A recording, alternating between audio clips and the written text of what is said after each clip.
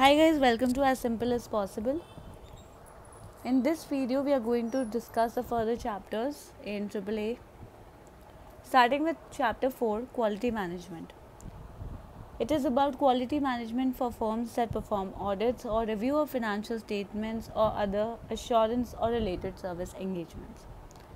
So, the firm system of quality management shall include policies and procedures addressing each of the following components: risk assessment process, governance and leadership, relevant ethical requirements, acceptance and continuance of client relationships, engagement performance, resources, information and communication, monitoring and remediation process. Next, what are the quality objectives that the firms should establish? It should establish, it should have an understanding of the team members. Next, it should have appropriate level of work distributed to or allocated to the right personnel. There should be a professional judgment and skepticism in their work.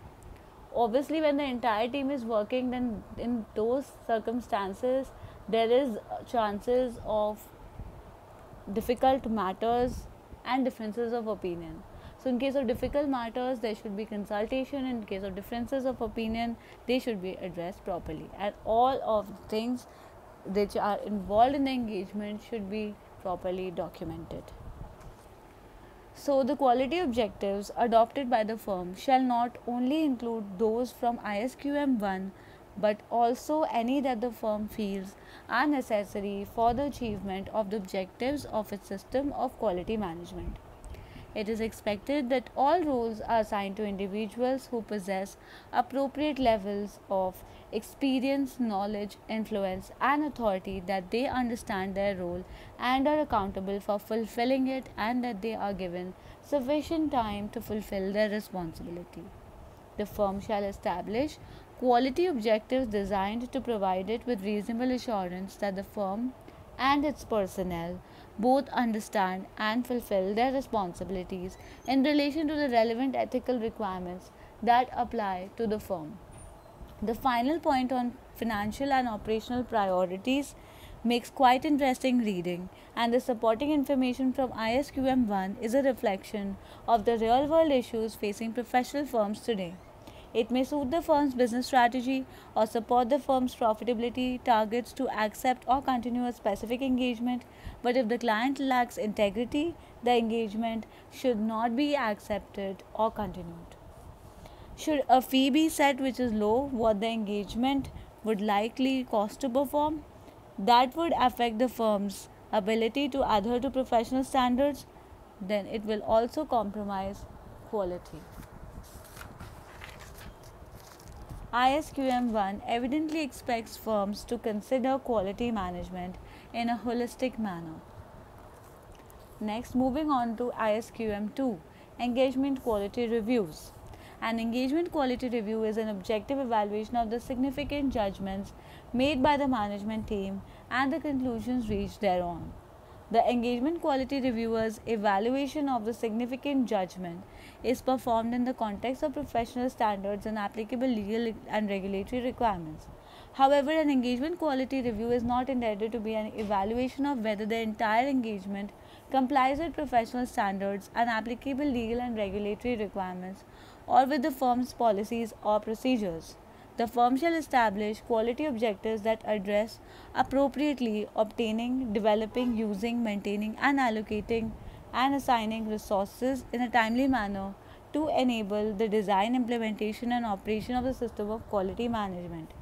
The firm shall establish quality objectives that address obtaining, generating, or using information regarding the system of quality management and communicating information within the firm and to external parties on a timely basis to enable the design, implementation, and operation of the system of quality management.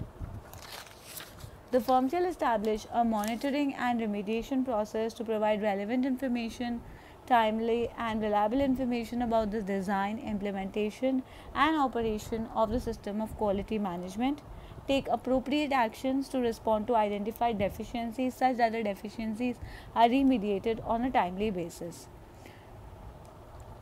The individuals with overall responsibility and accountability for and operational responsibility for the systems of quality management should be subject to a periodic performance evaluation.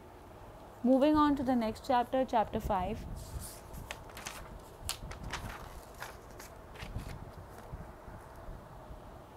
Advertisements and promotional materials should not bring disrepute to ACCA or bring discredit to the professional accountant firm or the accountancy profession, discredit the services offered by others, whether by claiming superiority for the professional accountant or firm's own services or otherwise, be misleading, either directly or by implication, fall short of any regulatory or legislative requirements.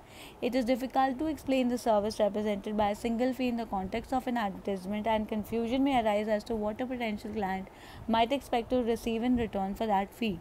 This means that it is risky for an accountant to refer to fees in advertising. Next, tendering. A firm puts together a tender either in response to an open invitation to tender or if it has been approached by a prospective client and the partners have decided that they are capable of doing the work for a reasonable fee. Then what should be the content of the professional document in tender?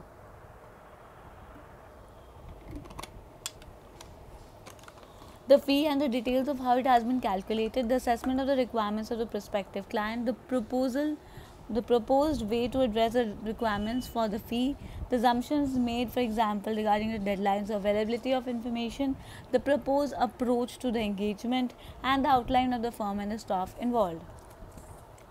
What is the criteria that might be used to evaluate the tender? The personal knowledge of the staff, the prior experience of the industry, matching the service offered to the specific needs of the business, communication including prior agreement on the impact of any fees, the development of an effective relationship.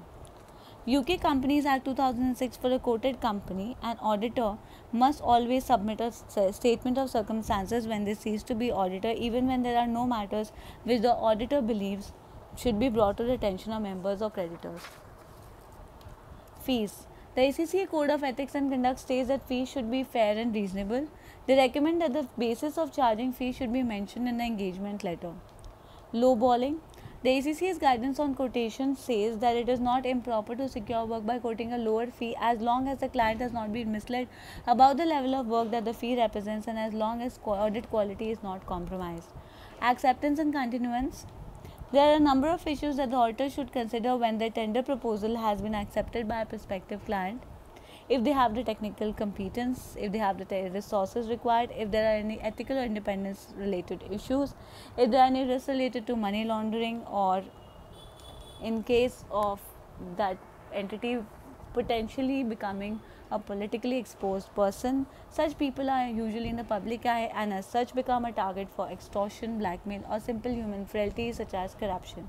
This makes any reputation with them a possible threat to a firm's reputation. If the clearance has been received from the outgoing auditors, if there has been obtained references from the entity's directors, and have the terms of engagement been discussed. Terms of engagement involves preconditions for audit, common understanding between TCWG, employees, management, auditor. What is a practicing firm? Chartered certified accountants. Half of the partners should be ACCA members and they should hold 40-51% of the voting rights. Next is chapter 6, planning and risk assessment.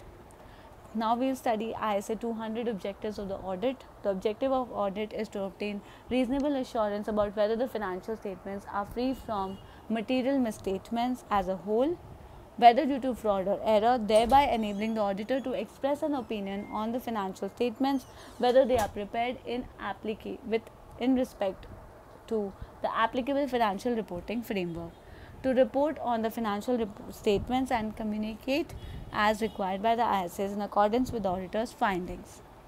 Next, audit risk, inherent risk, control risk, detection risk. Inherent risk and control risk together come for risk of material misstatement. ISA 300 audit planning. Why is planning required? Because planning helps in organization, proper attention is given to the important areas, potential problems are known first and then they can be resolved immediately, and proper assignment is given to the proper personnel, and it helps in facilitating review and also in the coordination between the components and experts. Next, ISA 315, a risk assessment. The specific risks that are involved.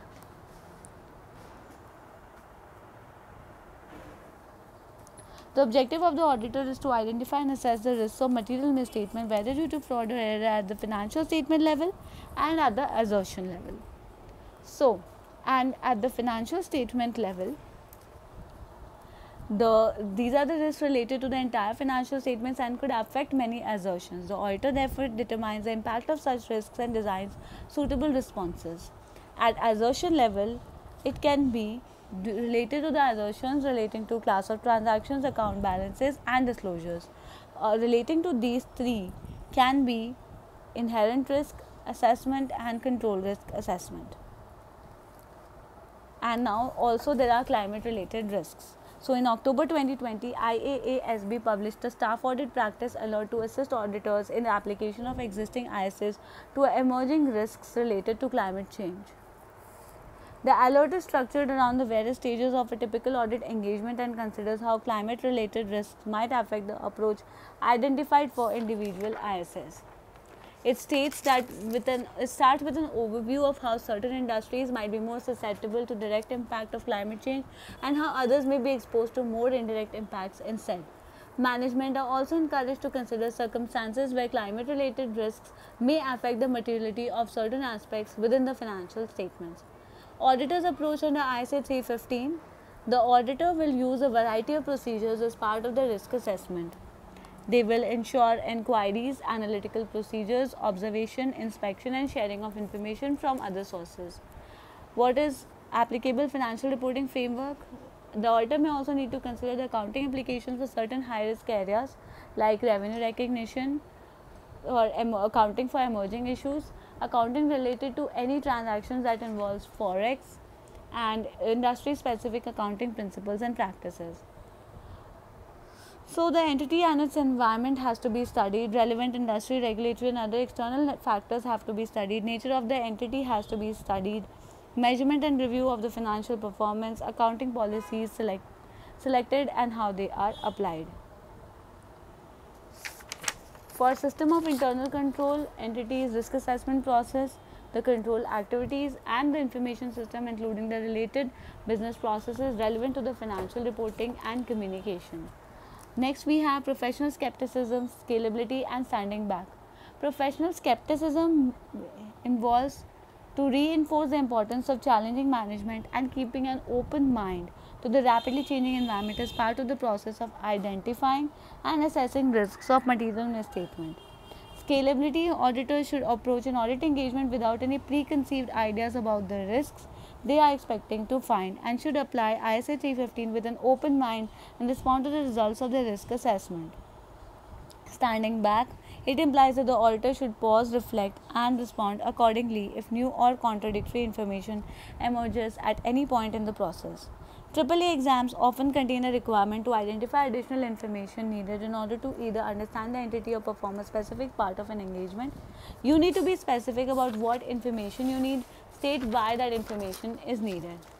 Next is ISA 330, risk response. It asks for the auditor to determine whether the controls testing is appropriate or not.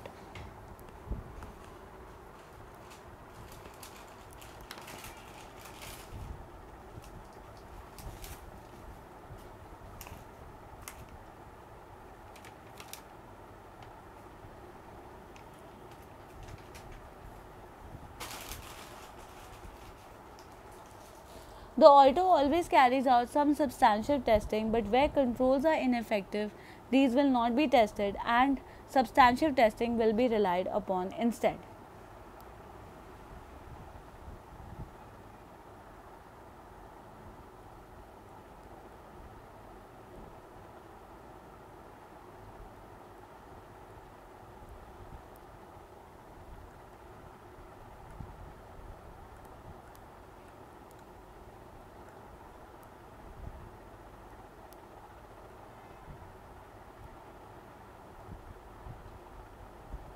Next, business risk approach. So there are three types of business risks: compliance risk,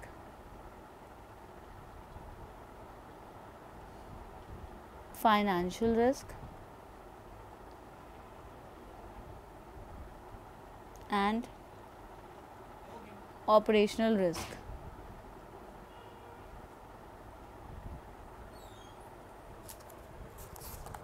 Next, we have ISA 320, materiality. In planning and performing audit.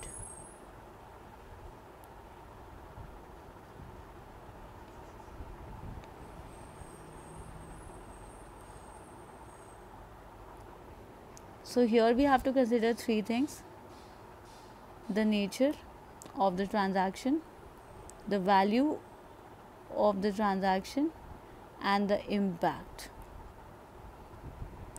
Next, ISA 520, analytical procedures. So analytical procedures include the following types of conclusions: using trend analysis and reasonableness tests. First is prior periods. Next, budgets and forecasts, industry information,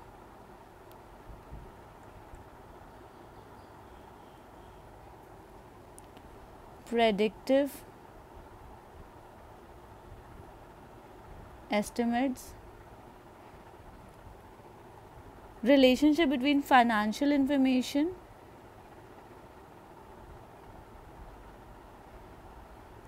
which means ratio analysis, and the relationship between financial and non-financial.